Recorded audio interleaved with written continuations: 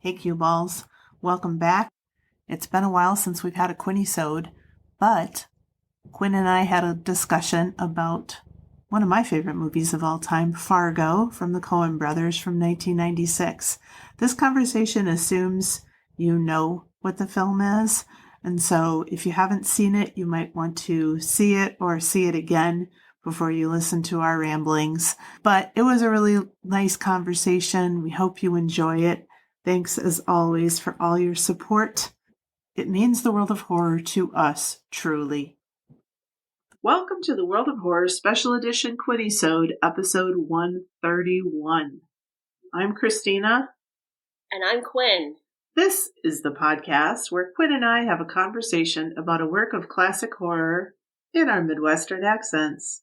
For this Quinnisode, we are looking at a film that is near and dear to both our Midwestern hearts, Fargo. Disclaimer for adult language and heavy spoilers. Let's move on to our first segment, Christina and Quinn chat. Hi, Quinn. How's it going? Hi, Christina. It's going okay. It's been forever since we've done a Quinnisode. I know, it's been a really long time. Yeah, I feel good about making a comeback with the old Fargo. Yeah. Oh, yeah. Yeah. It's a good one. You could do a lot worse. You could do a lot worse. Yeah. Too bad about those three up in Brainerd, though. Oh, yeah. You can ask those three souls up in Brainerd how they feel about it. The heck do you mean? I'm not going to sit here and debate with you, Quinn. I'm not going to debate. Where's the Pancakes house? It's just so good. It's hard to even think about doing an episode on this because I just want to break out in all the lines in random order and just spew them all out and laugh and cry hysterically. Because I grew up on this one. Me too. And my ex-husband and I used to quote this just all the time. In fact, I'll probably cut this out, but when he wanted to fool around, he would say, I just figured we could take care of this right here in Brainerd.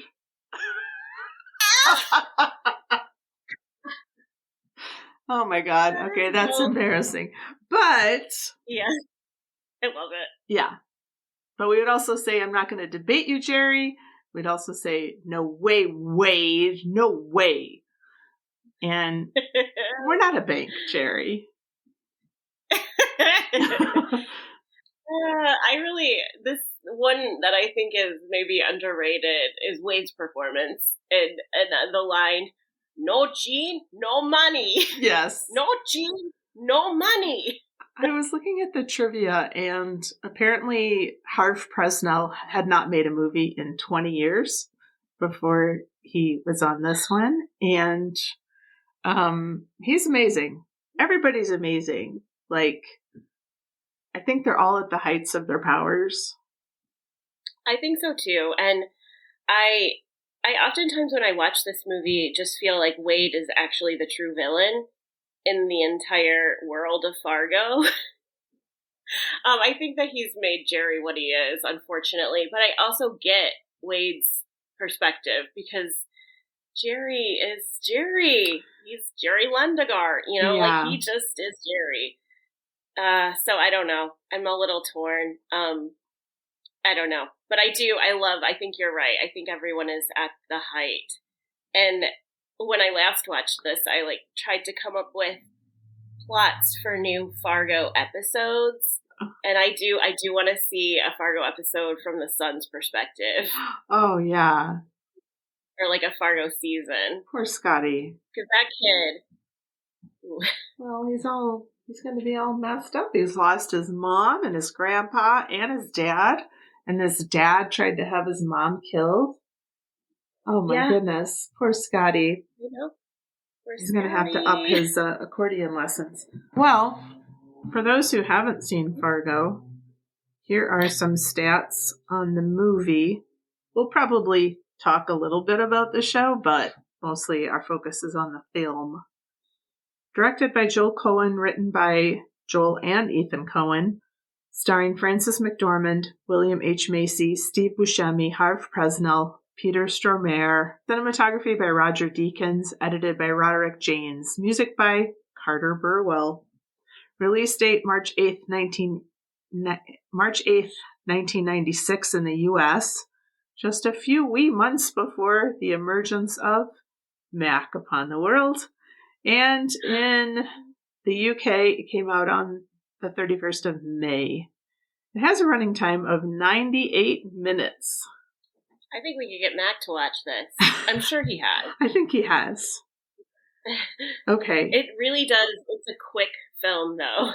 And there's nothing, there's no part that could be cut. There's no excess. It's just, you're right there in it. So you're just dropped right there in it.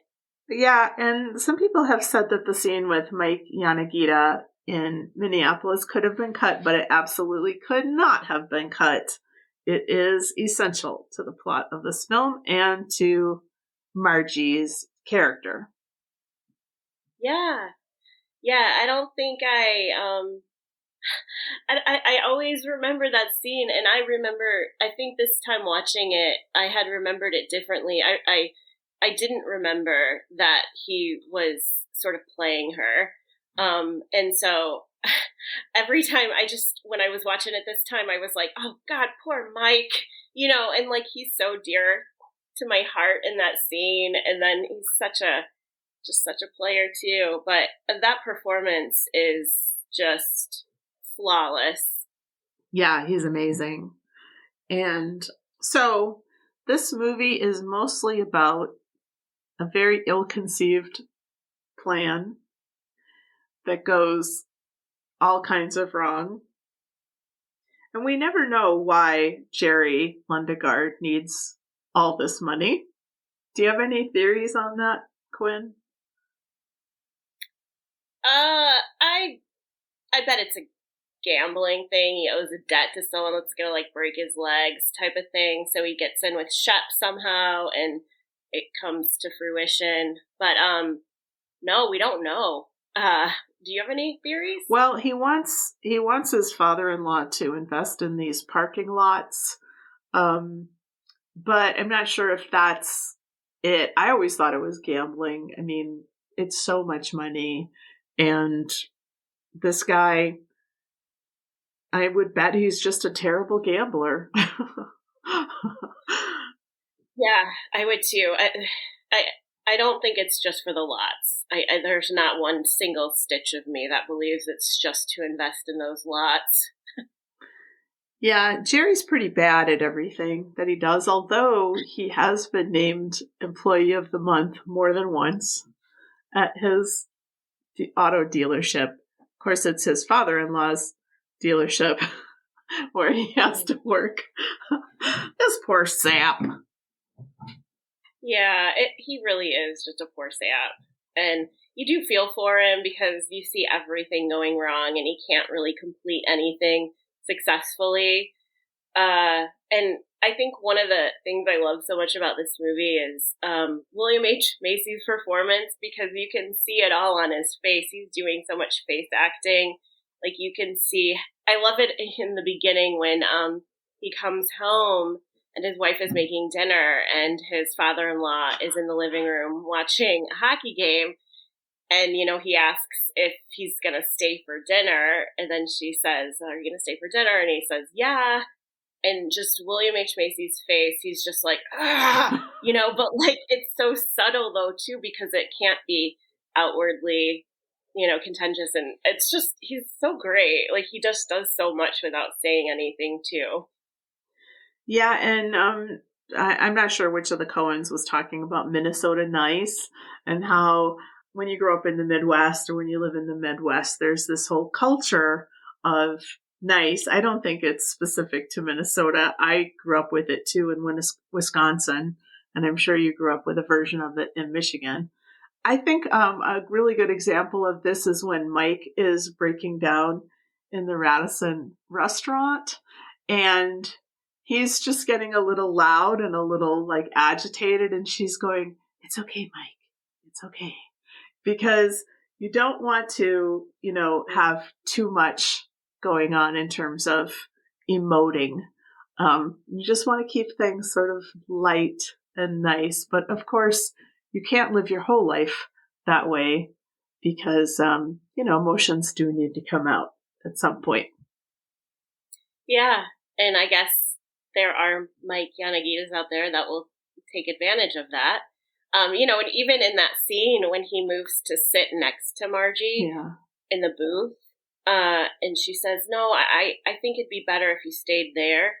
And he just keeps apologizing for that. And she said, I just didn't want to strain my neck. I want to see you. But it's obvious also that that's so uncomfortable for him to go and sit right next to her while they're having this conversation. You see it previously with her husband, that they sit next to each other when they're eating. And so it is kind of like this sort of, it feels like some habit that they have.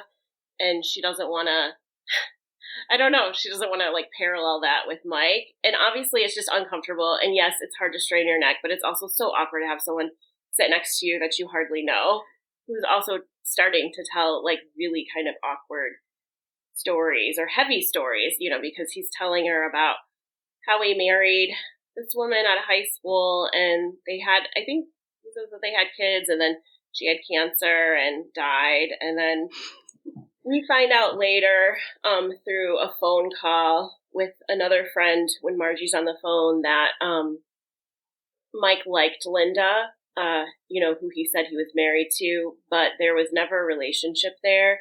And he had been struggling with a lot of psychological issues. And so, like when you said that scene is one that people, say could go, and you said, but absolutely not.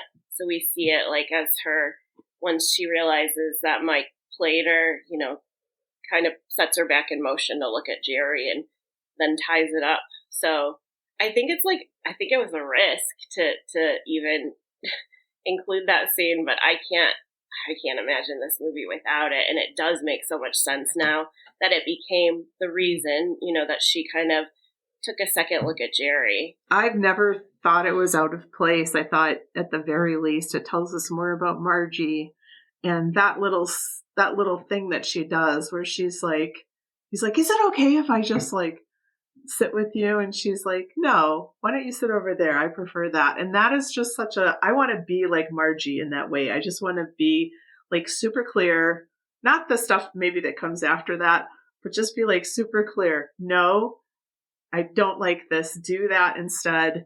And, be nice about it, but make sure it's very clear that it's not okay for people to infringe on my boundaries. Yeah, I agree. I love that. And I was like, that's a good goal. You like Margie, son of a Gunderson. Yeah. And I mean, Norm, I guess, John Carroll Lynch had decided his backstory was that he had met Margie on the police force, but they decided that she was a better cop than he was. And so he quit to do his paintings. And that's why he knows everybody when he joins her at the police station and he brings her Arby's. Oh, I love that. Yeah. That's great. Yeah. And he's a real sweetheart and they are a very sweet couple. And, I just love them so much. Yeah. And it, I guess, should be noted too that Margie is quite pregnant, during the film. So there's this scene that just caught me this last watch when the two of them, they're at a buffet and they're like loading up their plates and then they're walking sort of side by side to a table. And it just seems like they could be a couple who are like 70 years old, but I'm not sure how old we are meant to believe they are. But I mean, I would imagine like 30s. Yeah, I wrote everybody's ages down. Let's see, I think Macy's the oldest by a lot.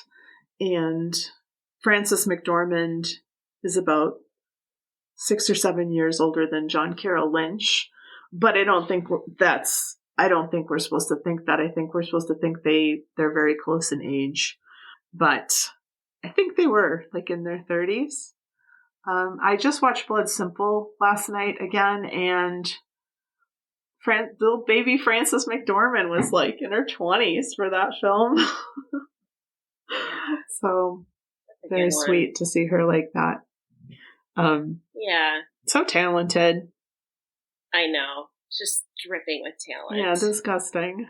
But everybody is. I mean, Steve Buscemi, apparently this role was written for him. And Peter Stormare, who I'm not sure if this was his first American movie, but I kind of feel like it was. Peak Stormare. I mean, he is so weird and so scary. And I just love him to bits. Yeah, you can't figure him out. I mean, I can't figure him out in this movie. He is so weird, you're right. And he is very scary because you don't understand him. And you have Steve Buscemi's character who's playing off of him, who we like can understand completely because he's such a stream of consciousness person, you know, like everything is going to come out of his mouth. And he's also identified as the funny looking fellow by like everyone who is asked about him. So it's just it's a cool, like, they're just cool. They foil each other. It's really cool that way. And I can't get past Peter Stormare. Like, I don't understand that character. And that's, one of the things I kind of really love about the Coen brothers when they do something really right. They sometimes, they're kind of known for having those characters that are just like morally gray. Like, you don't understand their motivation. And so, you can't predict their actions in any way because they're just not human, you know? And I've been thinking about, Javier Bardem in, No Country for Old Men. Why can't I think of his name in the film? Anton Chigurh. Yeah, like he's one of my favorite characters that have ever been written. And I do think that Peter Stormare is kind of like that in this film as well. Like, kind of just, you don't understand what's happening. So you can't predict anything he's going to do. And everything he does is like, what the hell? I don't understand. It's wild. Well, one thing I don't get how it happened is Shep vouches for Gere, Peter Stormare's character, but he doesn't vouch for Carl Showalter. And how did they hook up? I don't get it. Is there like some Craigslist for like, contract bad guys? Yeah. Like, I'm not really sure how they got hooked up, but their communication is so bad, like Carl's and Gere's. So it's like, I just don't get how it all came together, but it's okay because this plan was just like doomed from jump. So it's okay that stuff's not made really clear. Yeah, everything from the very beginning is off. Like, Jerry thinks they're supposed to meet at 8:30, but Carl and Gere are like, it was 7:30. And he's like, Shep told me 8:30, and from the very beginning, it's just, everything is just off kilter, and Jerry says, so are we all set? And Carl's like, of course we're set, Jerry. Like, but they were never all set, and none of it. I do also, like, going back to that confusion, I do also think Shep does know Carl, because obviously, he knows him enough to track him down and beat the crap out of him. Yeah. For messing up. So, well, I think Margie tells him. I think Margie might have something to do with that, but maybe you're right. Doesn't really matter. Shep's pretty wily. I just love that speech with Margie when she's like trying to get information out of him, and she's like, but it's something like, I know you've had some trouble in the past, trouble with narcotics, but I know you don't want to get mixed up with a homicide. And then she's like, do you think you might remember who called you then? I know. One of the scenes I love so much, and it's so subtle, is I think it's the first time that she goes and interviews Jerry. And before she even gets in, you see him like doodling on an I Love Golf pad, and he's just drawing circles or scratching things out. And when she leaves, she's like, now I'll let you get back to your work. It's real important or something like that. And it's such a like, Jerry! Oh, poor Jerry. Not really poor Jerry. He's a piece of shit. But, he has this sad sack. I think casting was great because, we love William H. Macy, but he's really a terrible and stupid man. Yeah, I mentioned to you that I really want to get a copy of Jerry Lundegaard's car lot employee of the month photo and like put it in my office or something. You probably can. Yeah. But it's that great Olin Mills, like crazy 80s pose. It's so gold. It's so good. Let's talk about Steve Buscemi's character, Carl. Who provides a lot of the comedic relief in this film. He's not as cool as his partner, and he's kind of a sucker. He's doing all the driving and all the talking, and he arranges the pickup of the money and all this stuff. And then, in the end, he just gets axed and wood chippered. So, Yeah, and before Graham even knows what's going on, it's assumed that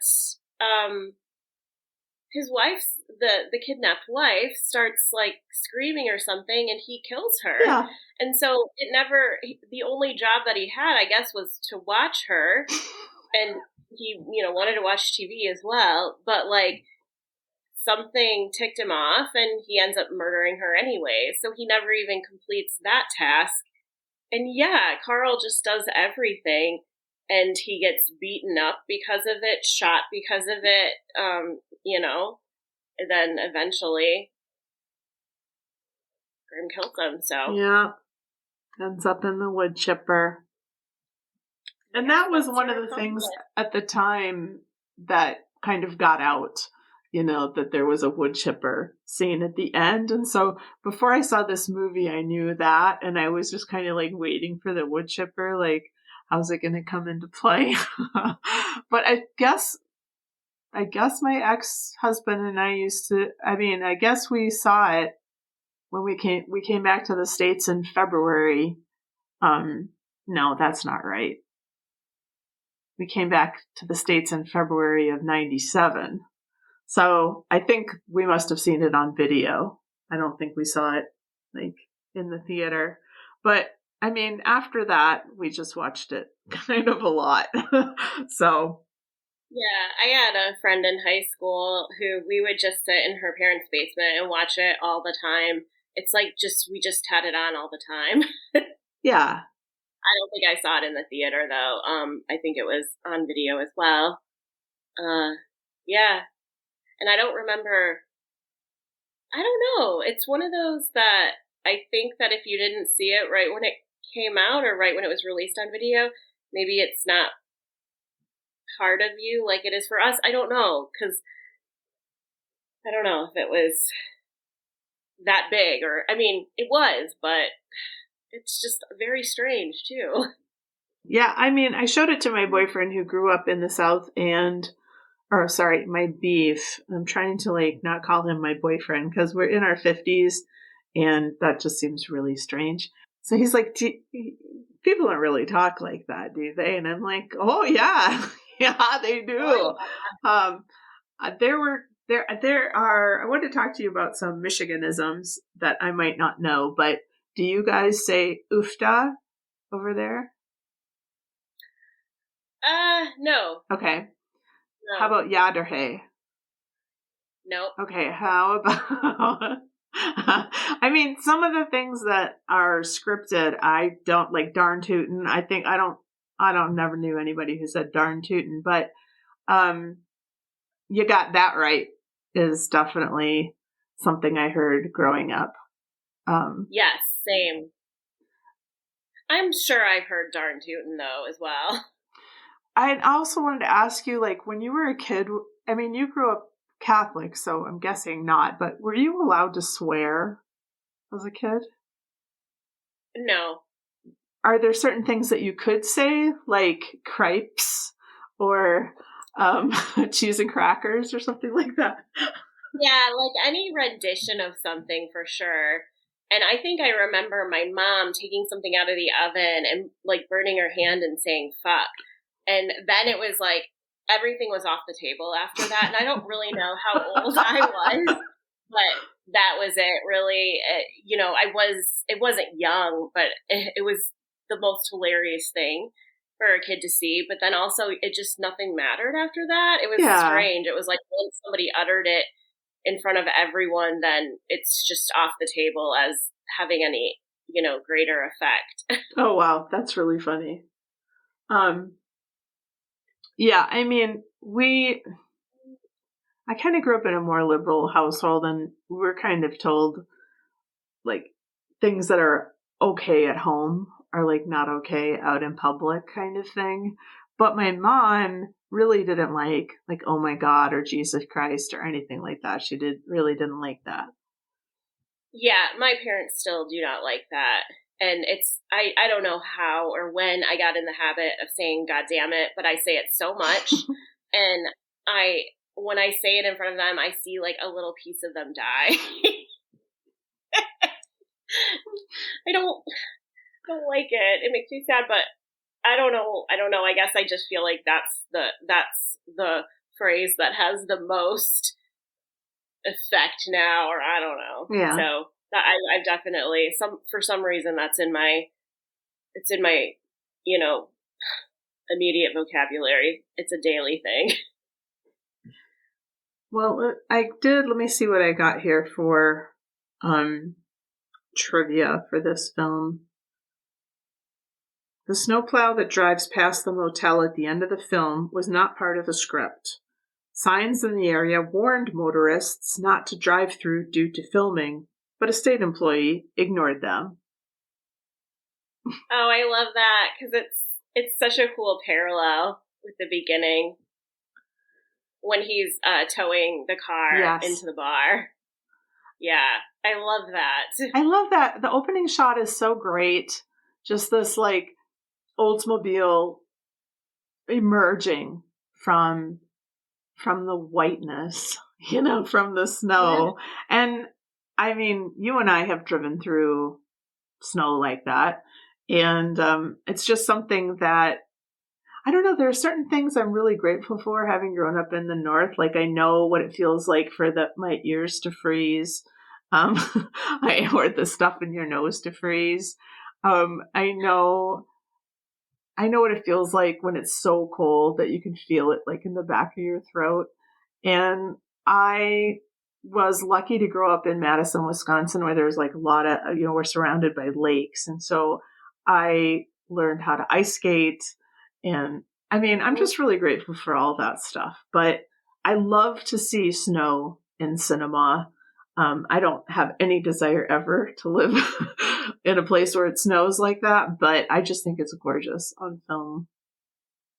Yeah, I do too. And I'm with you. Like, I like that I grew up with it, but as an adult, especially as of late, I feel like when I see it in a film, it just makes me really nervous or anxious, because then I just go straight to the feeling of being trapped somehow by the weather. I've talked about this before, I think, on a Quinnisode. That's okay. So I won't go through it again, but I think when we maybe did The Shining, I don't know, in some movie we talked about it, but the snow, like the constant snow, it just makes me anxious. Sure.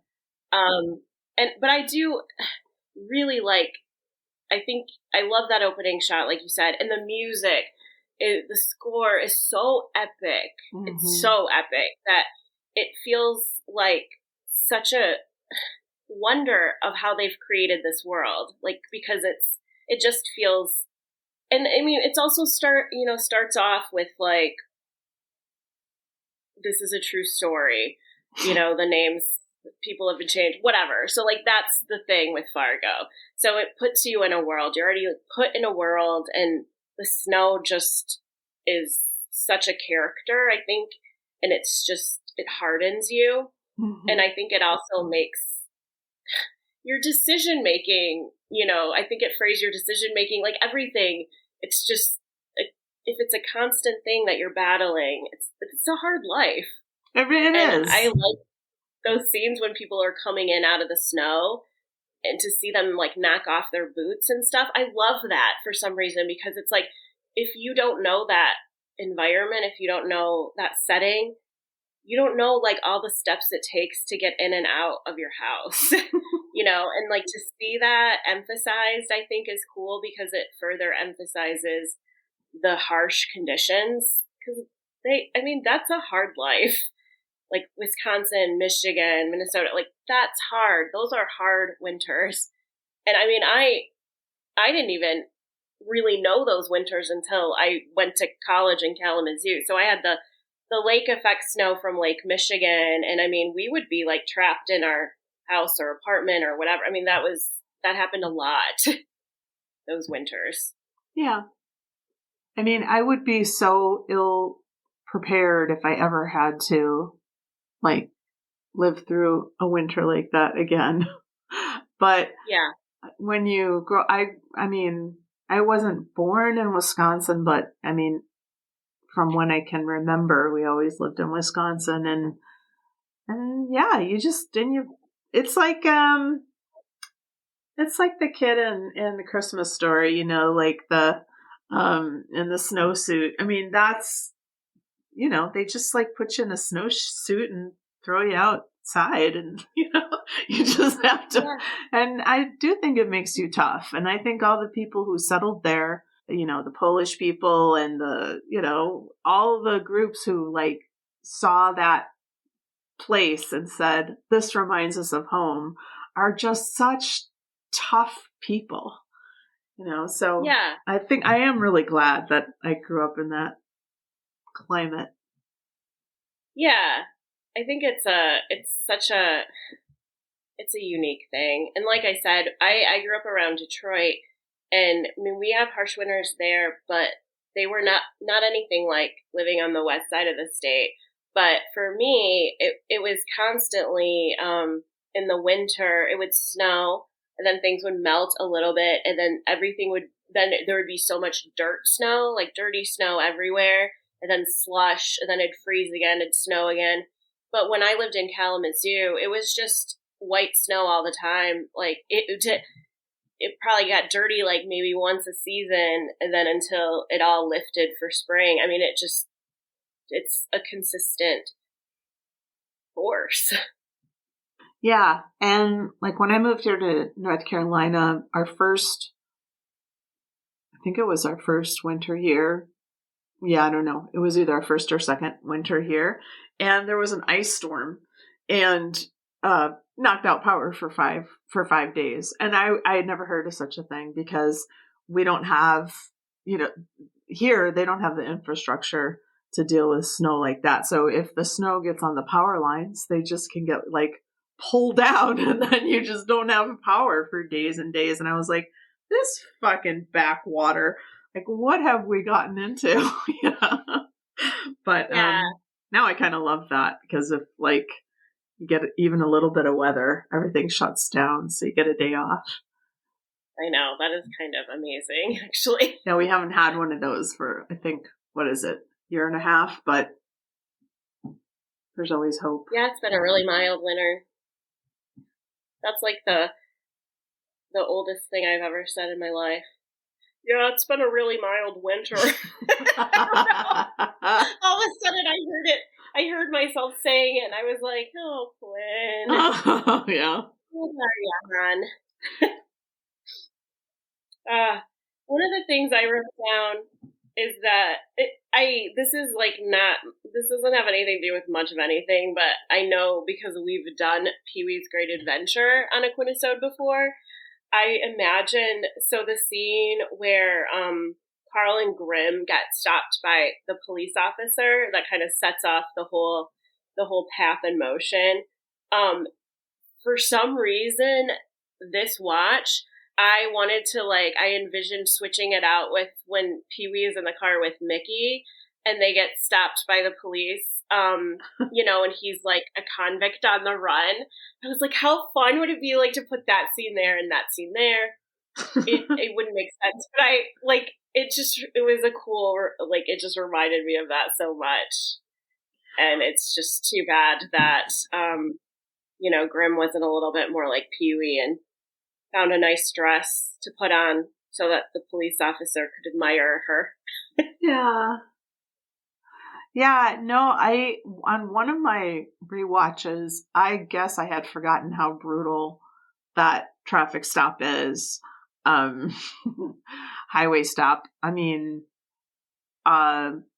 Gear just like pulls in the trooper and, slams his head down on the window of the car and shoots him in the top of the head, which creates this like geyser of blood that spills all over Carl. And Carl is just like in shock at this. Yeah. He can barely speak. Oh, Daddy. He just says, oh, Daddy, over and over again. Like, it's all he can say. And it's such a weird response to that. Yeah, it is really weird. Yeah. And then he's just like, yours was just like, go take care of it. Like, he's just like, I don't know. I love him. He's such a weird psycho. But he's so cool and he just looks so amazing. I think with his like bleach blonde hair and everything, I just really like his look. So I think he's great. He looks like he's constantly like in a complete heavy daze. Yeah. He's just like, whoa. He is. When Jean bites him, during the kidnapping, which is just a brutal and comedic, like brutally comedic. I don't know if that's like a phrase, but I mean, the whole kidnapping is just so awkward and horrible. And she falls down the stairs at one point and but she bites him and he says he needs unguent, which is not even a word I know. But yeah, we could tell he's like, English is not his first language because he doesn't even know the name for IHOP. Where's the pancakes house? He just wants pancakes. Oh yeah, man. in the scene when they get to the house and Jean gets out of the car, she starts to run and then she just trips and falls down, and Carl is laughing, and this time around, I don't know, it just made me so mad. Yeah. Poor Jean. His relationship to women is so fucked up. When he's with the sex worker at the Jose Feliciano's show, and that scene is crazy, and she is not as amenable as the high school girls are, the high school dropouts are, and so he can't get an erection after that. But she's just like, where are ya?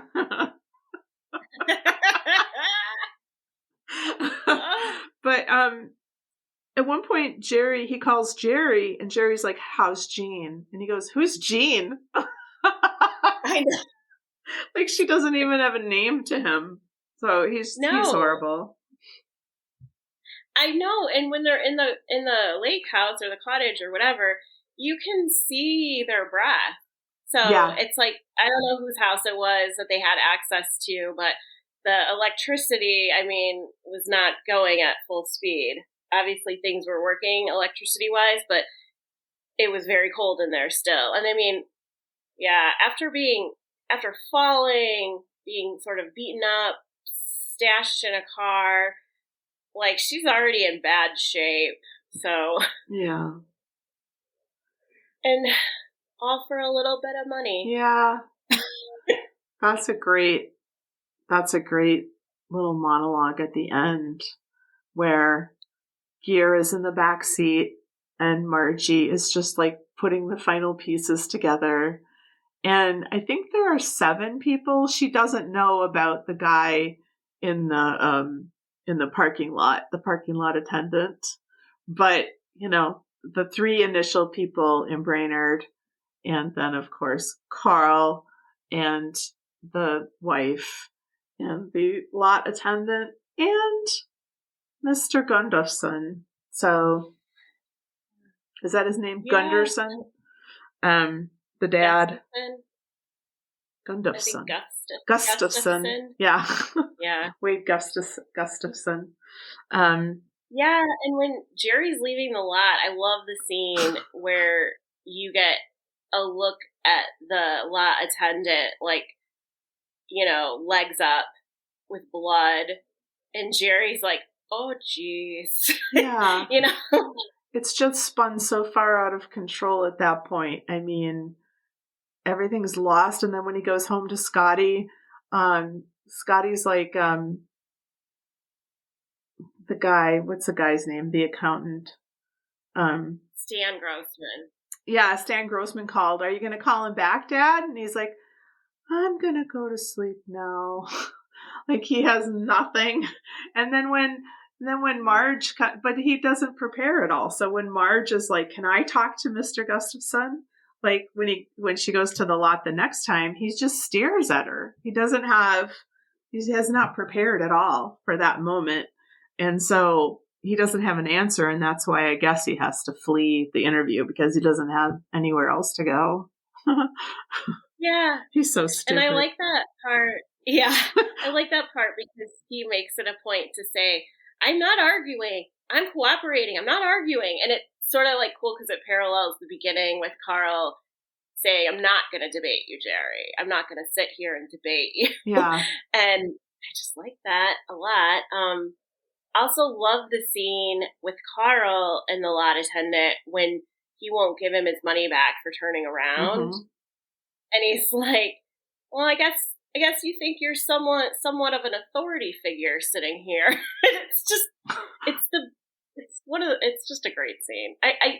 It's tough. This movie's tough because there's not one scene that's not so memorable.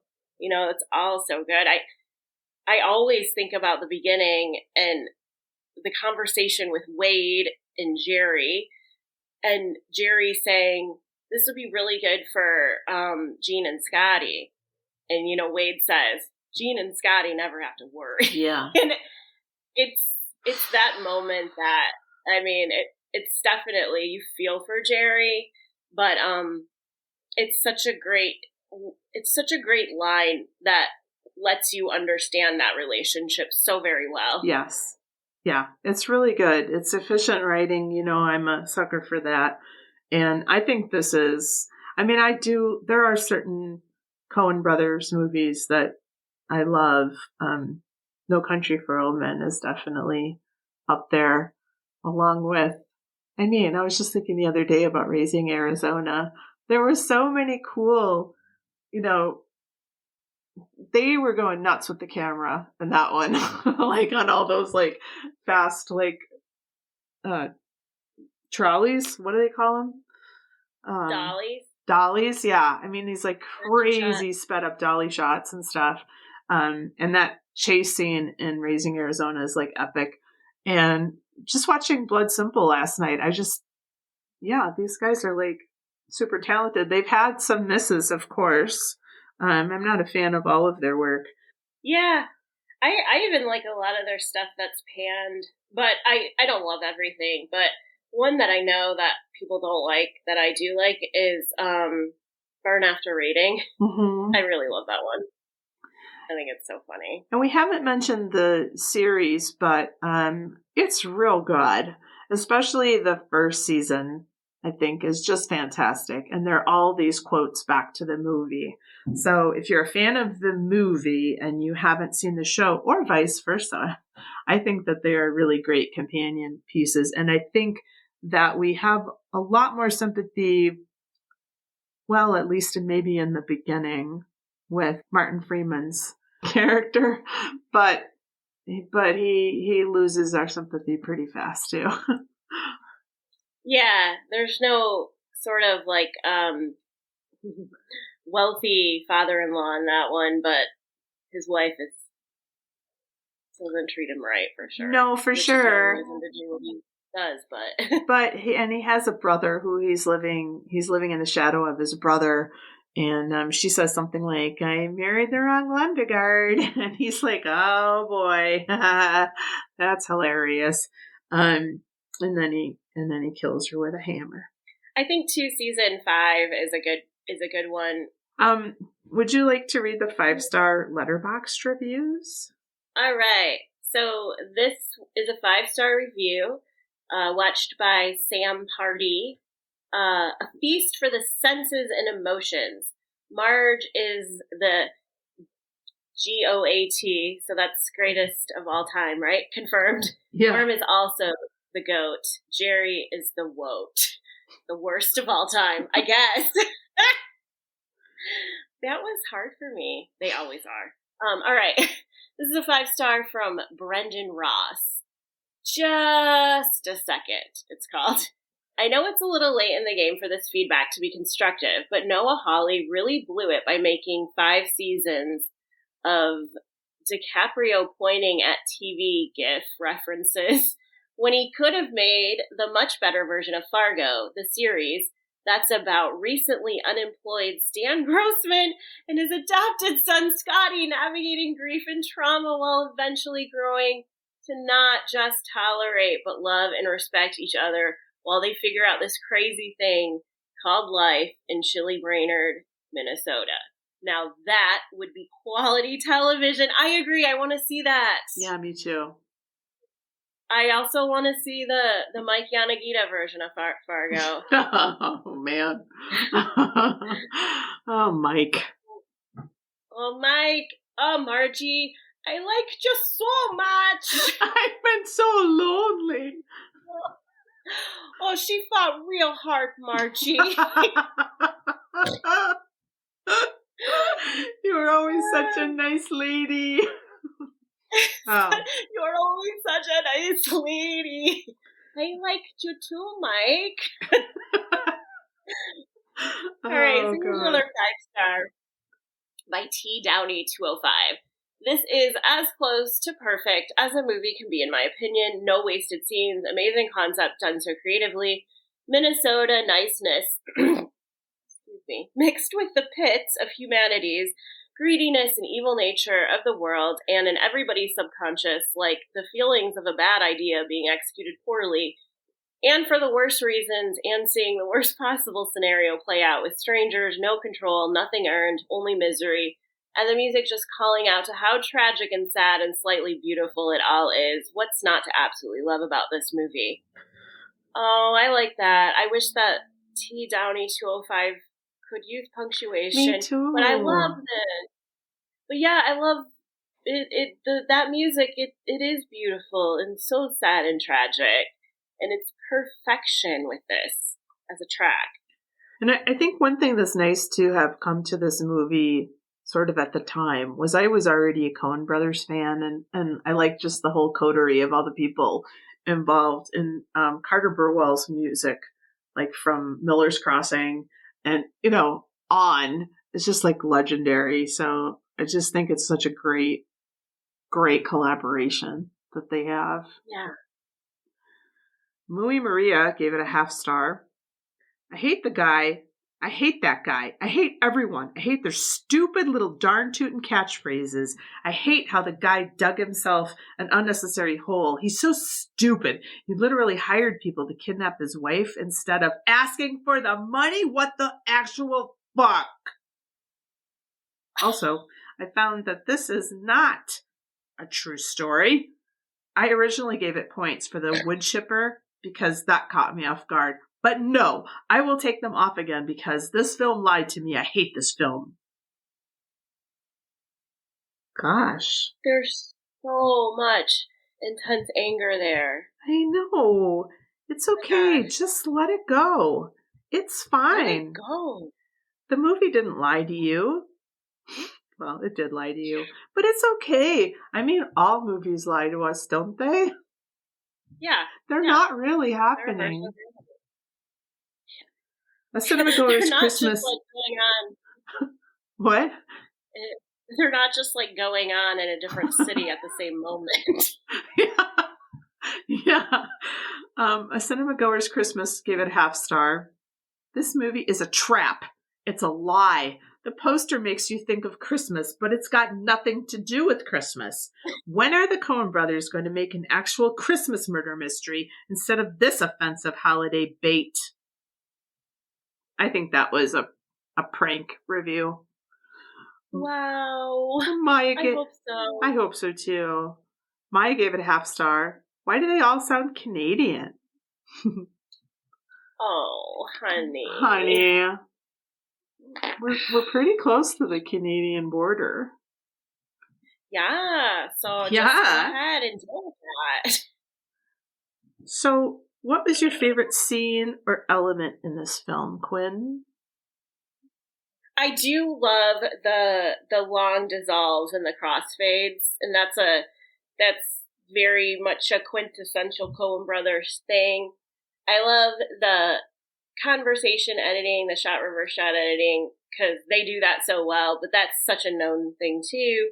But it's so seamless, and so much of what we talked about in terms of the dialogue and understanding what's going on based on little dialogue, they're so great at that.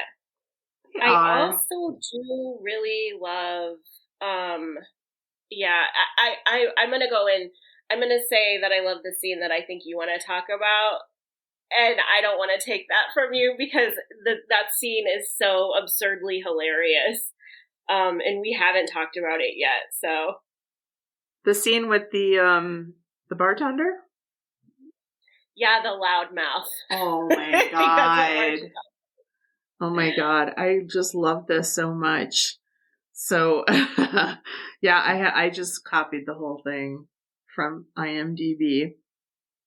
And so it goes like this. So I'm tending bar there at Eklund and Swedlin's last Tuesday, and this little guy's drinking, and he says, "So where can a guy find some action? I'm going crazy out there at the lake." And I says, "What kind of action?" And he says, "Woman action. What do I look like?" And I says, "Well, what do I look like? I don't arrange that kind of thing." And he says, "But I'm going crazy out there at the lake." And I says, "Well, this ain't that kind of place." Uh-huh. So he angrily says, "Oh, I get it. So you think I'm some kind of crazy jerk for asking." Only he doesn't use the word jerk. I understand. And then he calls me a jerk and says the last guy who thought he was a jerk is dead now. So I don't say nothing. And he says, "What do you think about that?" So I says, "Well, that don't sound like too good a deal for him then." You got that right. And he says, "Yeah, that guy's dead. And I don't mean of old age."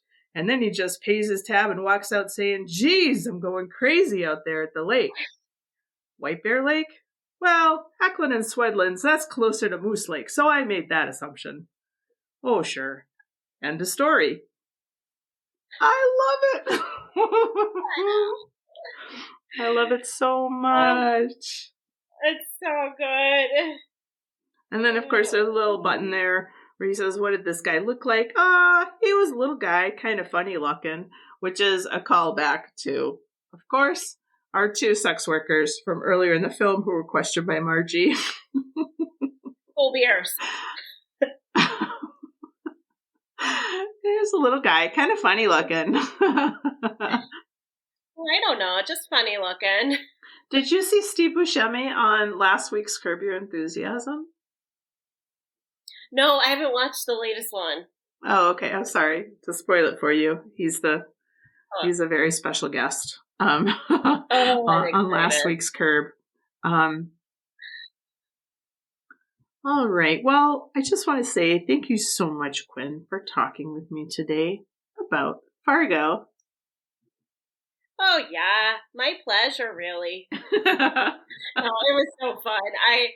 We've been trying to do this one for a while, and because of illness and other things and whatnot, and wanting to binge The Traitors at one point, we put it off. And this is so fun. This movie is so fun. So I just kept watching it. I had it in the background a lot. So it's kind of now in my brain and will live there probably for the next few weeks constantly. Yeah, and I would like to give a special recommendation to this movie. I think it's maybe my favorite movie of all time. And if you haven't seen the series, I think it's all there for you on Hulu in the US. And I think, even the seasons that people say aren't that strong, I think they're still a whole lot of fun. The cast is always like so great and fun. And there are all these callbacks, especially in, I guess it's season 4. Is that the one with Chris Rock in St. Louis? That one makes quotes to all kinds of Coen Brothers movies, not just Fargo. But the latest one with Juno Temple and John Hamm, real good. Yeah, and that's a real connection to the film too. So if you are looking for that, season 1 and season 5 really do connect to that sort of style. Thank you, Cue Balls and WoHos, for joining us for this special edition Quinnisode. Next time on the main show, Mac and I will be looking at slasher movies. We will be reviewing The Slumber Party Massacre from the US and Anatomy from Germany. We would love it if you subscribe, but we'd be just as happy if you just told all your friends all about us. We love you, WoHos and Cue Balls, and don't go into the basement. And remember, we're world famous in Carolina.